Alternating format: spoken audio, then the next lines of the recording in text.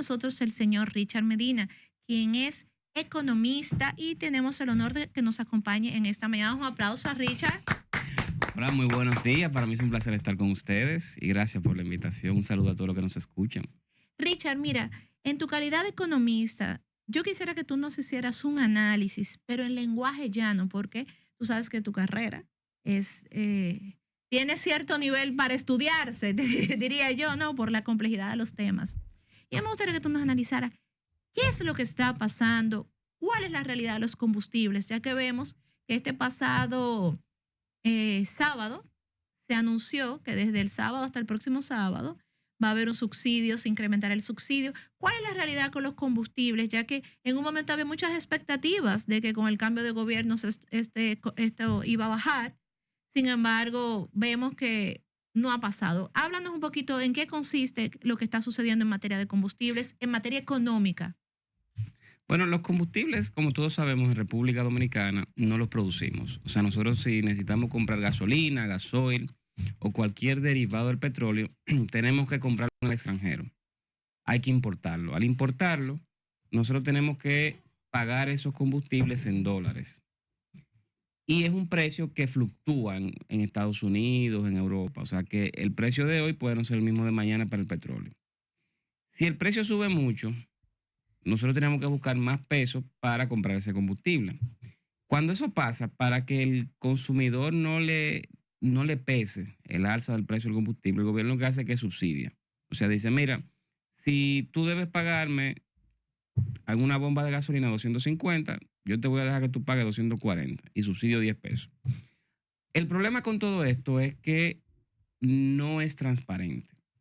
Y yo creo que el gran reto que han tenido las autoridades actuales es transparentar la forma en que se calculan los precios de los combustibles. Tenemos aproximadamente 28 meses donde el gobierno dice que ha frisado el precio de los combustibles, a pesar de que el petróleo ha bajado. El presidente Abinader hace más de 2 años dio un discurso donde decía que si el petróleo caía por debajo de 85, que iban a mantener fijo el precio de los combustibles entre 85 y 115 dólares el barril de petróleo. Tenemos más de 2 años con un precio del petróleo por debajo de 85 dólares el barril. O sea que ya no deberían estar haciendo ese subsidio. Cuando el precio del petróleo baja, el gobierno, para recuperar lo que gastó subsidiando cuando estaba muy alto, deja el precio de la gasolina alto. Entonces es un subsidio inverso. Se le está cobrando dinero a la gente. Yo lo que digo es que después de 2 años, bueno, ya tú has recuperado todo lo que ibas a recuperar y es hora de que se baje el precio del combustible. De hecho, hace 2 semanas el precio subió, planteando Industria y Comercio, el Ministerio de Industria y Comercio, que el precio del petróleo estaba subiendo, cuando fue lo contrario. En esa semana el precio se desplomó 6 dólares el barril. O sea que no, yo por lo menos no entiendo por qué el precio sigue alto y en ese caso, ¿por qué subió? Subió ahí el gasoil y el GLP. Entonces, lo que ahora deberíamos estar haciendo es explicándole a la población cuál es la fórmula del precio de los combustibles. Y pienso que los niveles de precio del petróleo que están ahora por debajo de 70 dólares el barril ameritan una reducción de dicho precio. Bien, Richard. Pasando ahí mismo ya al tema de la economía mundial. En este caso, hay un comportamiento el cual llama mucho la atención, es la variante y el tasa de cambio del dólar. Vemos a menudo que el Banco Central proyecta una tasa de cambio aprobada para el comercio nacional, pero los bancos comerciales la mantienen en otra tasa mucho mayor a lo que el Banco Central aprueba. ¿Qué tanto estos deben garantizar el retorno para mantener esta tasa tan alta? Lo que pasa es que el Banco Central lo que publica es el promedio de todas las operaciones de mercado. O sea, en ese promedio hay agentes, bancos, casa de cambio, que tienen un precio muy por encima de ese promedio y otros que lo tienen muy por debajo. Entonces ellos hacen el promedio, buscan todo lo que ellos conocen del mercado y dan un número. Ahora bien, ese número es indicativo en el sentido de que no manda a los agentes del mercado, a la banca, a las casas de cambio, a usar esa tasa de cambio como obligatoria. Eso puede servirte para tú hacer algún cálculo rápido, pero realmente es un promedio que el Banco Central proyecta. Ahora bien, el tema del tipo de cambio, como sabemos, hace unos meses estaba ya en 64, 65 pesos por dólar. Hubo algunas situaciones, más que nada en Estados Unidos, el dólar como moneda se debilitó. lo que hace que monedas como la dominicana se fortalezcan. Y también el Banco Central aumentó la cantidad de dólares en la calle, lo que hizo que bajara el precio del dólar. Bajó como 5 pesos a 59, una cosa así. Ahora está más o menos entre 60 y 61 y medio. Yo creo que el valor a final de año debe andar en 62 y medio, porque era inclusive el dato que se tenía para fines del presupuesto general del Estado. Y las condiciones por las cuales el precio del dólar cambia, yo siempre digo que el dólar es como una mercancía. Si mucha gente quiere comprar una mercancía, pensemos en ropa. Si mucha gente quiere comprar un vestido, muchas mujeres quieren comprar un vestido, probablemente el vestido suba de precio. Lo mismo con el dólar. Si mucha gente, hay muchos pesos cayendo atrás a los dólares para comprarlos, pues el precio del dólar sube. Si hay menos demanda, es decir, si hay menos interés por el dólar, pues entonces el precio del dólar baja. Que fue lo que pasó hace unos meses. No veo problemas en los próximos quizás 7, 8 meses con el dólar, es decir, no veo presiones al alza. Lo que sí se puede esperar es su alza natural, que todos los años el precio del dólar sube entre 3 y 4%, que serían aproximadamente 2 pesos y medio. ¿Qué esperar en la parte que tiene que ver con la canasta familiar en República Dominicana? Porque tú sabes que la gente está gritando con los altos precios. ¿Qué es lo que sucede con esto, que no bajan los precios en la República Dominicana? Bueno, República Dominicana no tiene un problema de inflación, o históricamente no ha tenido problemas de inflación. Lo que ha tenido son problemas de precios altos.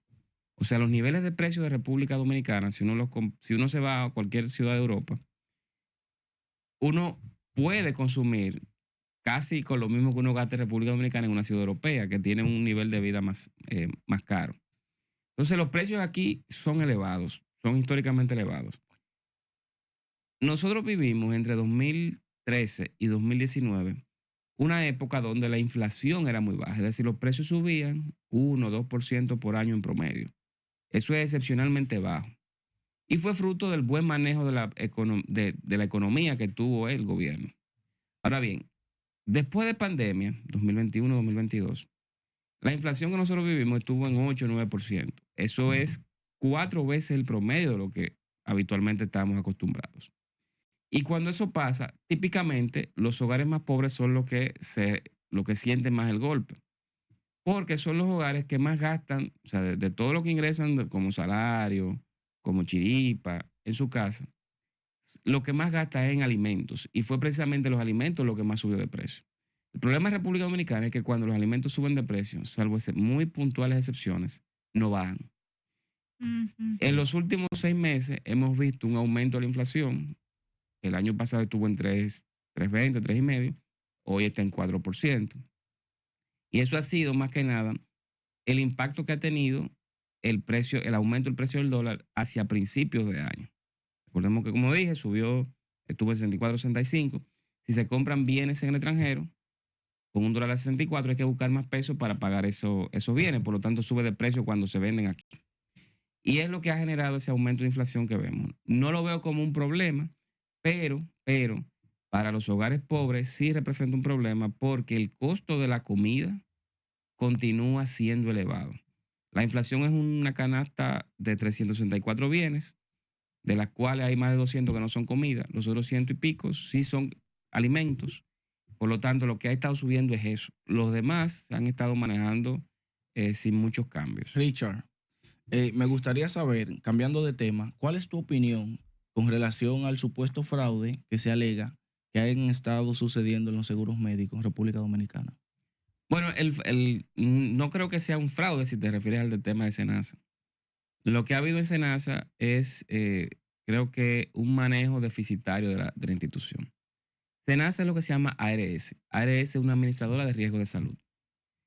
Si tú tienes afiliados, que son los clientes, la gente que paga dinero para estar en el SENASA, esos afiliados tienen que pagar mensualmente un dinero, se llama el cápita. Si tú estás en el régimen contributivo, te lo descuentan de tu salario y tu empleador paga una parte. Si tú estás en el régimen subsidiado, el gobierno paga por ti mensualmente una cápita. Es decir, por cada afiliado que está ahí, yo le doy tanto al SENASA. Con todo ese dinero, SENASA lo que hace es que tiene su pool, tiene su grupo de afiliados y le da cobertura médica con unos unos servicios y unos gastos de medicina, de servicios médicos, de consultas, que son aprobados en un listado por el Consejo Nacional de la Seguridad Social. Entonces, cuando SENASA recibe esa cápita, ese dinero por cada afiliado, ellos tienen que hacer una gestión de riesgo, por eso se llama administradora de riesgo de salud.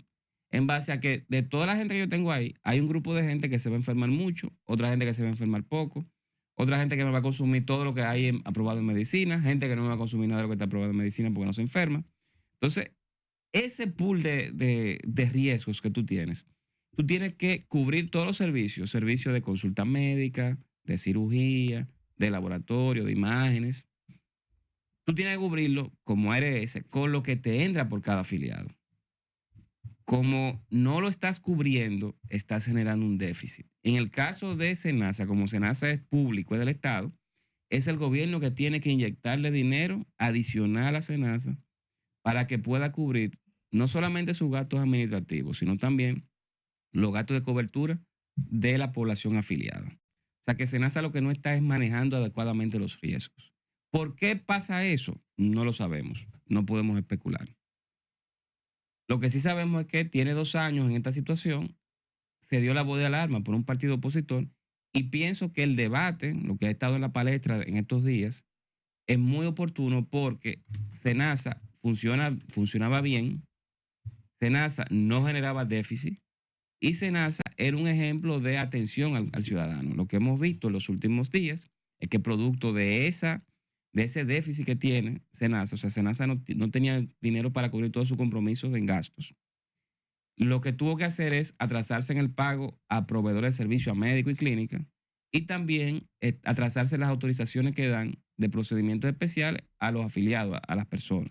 Entonces, eso es lo que genera, si no se corrige, lo que va a generar en los próximos meses, es que médicos y clínicas que antes tomaban el SENASA básico, pues dejen de tomarlo. En ese mismo orden, Richard, sí te quiero hacer una puntualización que SENASA sí tuvo déficit en el 2012, hubo que hacerle una inyección de 500 millones y también tuvo déficit en el 2019. ¿Te puedo corregir eso? Ajá, dímelo. En el 2012 no fue una inyección por eso. Sucede que desde 2010 todas las ARS privadas dejaron de pagar la cobertura médica de los accidentados. Y aquí tenemos muchos accidentados en República Dominicana. Entonces el gobierno ordenó a SENASA cubrir no solamente la cobertura médica de accidentados de SENASA, de los afiliados, sino también de todo el sistema, incluyendo los privados. Como ya eso no es manejo de riesgo, ese dinero adicional SENASA no lo podía cubrir y el Estado tuvo que pagarlo. Eso es una decisión, del Estado. Es una decisión política, Pero no es lo mismo. Para pasar a otra pregunta, es básicamente lo mismo, no es que Richard, no es lo mismo. porque aquí fue también una decisión política, ampliar la cobertura a personas que no están haciendo el aporte y ahí viene el desbalance. Yo creo que al final de cuentas sigue siendo subsidiada. No. Ese es el error. Y yo creo que el partido que sacó la denuncia cometió un error diciéndolo. El gobierno afilió 2.5 millones de personas, pero esa persona genera un costo de cobertura. Ahora bien, el gobierno está pagando un cápita mensual por cada uno de esos 2.5 millones. Y esas no son gente que se enferman más que el promedio. O sea que esa no puede ser la excusa, porque si bien es cierto el SENASA gasta más por ello, el SENASA al gobierno le está dando un cápita ya por ello. Y ese no es el subsidio. El subsidio es adicional a eso. Bueno, ahí tenemos puntos encontrados porque realmente ha tenido bastante. Y yo también, en el 2019 también tuvo un déficit. En el 2019 fue por otra razón y no fue tampoco por eso. No, lo que pasa es que el tema, estoy de acuerdo contigo que no se puede politizar, porque igualmente ahora el tema tiene una razón. Pero yo quiero hacerte una pregunta. La razón no la sabemos. O sea, el tema con eso, lo que pasa es que a veces, y pasa con personas vinculadas al gobierno, quieren decir que fue lo mismo en 2012. No fue lo mismo. SENASA lo que debe es manejar riesgo de salud. Si tú le pones a cubrir costos de salud de gente que no está en SENASA, tú no estás manejando riesgo. Y ahí el gobierno subsidia. Ahora tú lo que estás es gastando más de la gente que está en SENASA. Por lo tanto, tú no estás manejando el riesgo. Tú estás excediéndote en el riesgo. Y hay que ver por qué pasa eso. Al final del camino, Richard, estamos al mismo punto. Es una institución del Estado que está para servir al ciudadano y tiene que ser subsidiada. Eso yo creo que no es un punto de discusión. No, es que no tiene que ser subsidiada. Tiene que ser algo sostenible. Vamos a tener que pasar a la siguiente pregunta, Richard, y es el punto. Hablando de los subsidios, que a mí particularmente yo tengo muchos sentimientos encontrados con los subsidios, porque en cierto sentido me parece un poco injusto, aunque hay realidades. Y es el incremento de las ayudas sociales. Vemos que ha habido un incremento de ayuda social y donde la tarjeta Supérate se ha llenado diciendo que ha reducido la pobreza. Acláranos un poquito si realmente efectivamente la pobreza se puede reducir porque te estén dando una tarjeta de asistencialismo. No, para nada, para nada. Yo creo que la reducción de pobreza que estamos viendo en los últimos 3 años, es más que nada, es porque se está incluyendo el componente de alimentación escolar de la jornada escolar extendida. O sea, si yo tengo O sea, que se está incluyendo en el análisis. en el análisis de ingresos, que creo que, bueno, eso no te dice a ti realmente que una gente deja de ser pobre o es pobre. Si yo tengo 3 niños en la escuela y por yo mandarlo a la escuela le dan un desayuno y un almuerzo, que es algo positivo, o sea, indudablemente que es positivo y podemos discutir largamente por qué es positivo. Pero ya yo dejo de tener que comprar alimentos para dar desayuno y almuerzo. Por lo tanto, eso es un ingreso que yo tengo como familia. Y debido a que es un ingreso que tengo como familia, mi ingreso sube, por lo tanto, yo estoy más lejos de la línea de pobreza o me alejaría de la línea de pobreza. Yo creo que eso no es así. Creo que la pobreza es un fenómeno social de muchas aristas y nosotros decir que simplemente por eso hay un grupo de personas que no estén en pobreza, bueno, no me parece acertado decirlo. Yo creo que con los niveles de inflación que hay, a mí me ha sorprendido que la pobreza ha bajado. Yo esperaría todo lo opuesto. Y también en este caso, desde finales del año pasado, que la economía está creciendo muy poco, se nota un gobierno muy ausente de las decisiones de gasto. Y el gobierno mismo, con este tema de la reforma fiscal que dio para atrás y para adelante, generó estancamiento económico que todavía estamos viviendo. Pues a mí me sorprendió que en el año pasado, y me va a sorprender porque estoy seguro que va a bajar en este año, que la pobreza disminuyera. Entonces, bueno, yo creo que hay que ver el fenómeno más amplio. No me parece que ya la medición por ingreso nos diga a nosotros realmente un análisis centrado de qué está pasando a nivel de pobreza en República Dominicana. Los subsidios no hacen menos pobre a nadie. O sea, Bien, Richard, desde tu punto de vista, ¿cómo entiendes tú que producto también de la misma inflación nos puede afectar los conflictos geopolíticos que se están llevando a cabo en el mundo hoy en día? Mira, conflictos geopolíticos permanentes de hace unos años está el de Ucrania y Rusia. Yo creo que ya los mercados internacionales, sobre todo los mercados de gas natural, de petróleo, de carbón, de trigo, de fertilizantes, ya lo han interiorizado, por lo tanto lo ven como algo normal, o sea que los precios han convergido a niveles previos al inicio de ese conflicto. El otro conflicto que sucedió en estos días fue la guerra de unos 12 días entre Israel e Irán. Parece que la cosa se quedó ahí. Y el precio del petróleo, aunque inicialmente subió unos $4 el barril, pero luego se desplomó $8 y ahora está más o menos igual que antes del conflicto, unos quizás $2 menos. Ahí el reto era si Irán, que controla más del 70% del llamado estrecho de Hormuz, por donde sale el petróleo de todo el Golfo Pérsico, 1/3 del petróleo mundial, pues si Irán cerraba ese estrecho, ahí sí vamos a tener un golpe de aumento del petróleo muy fuerte.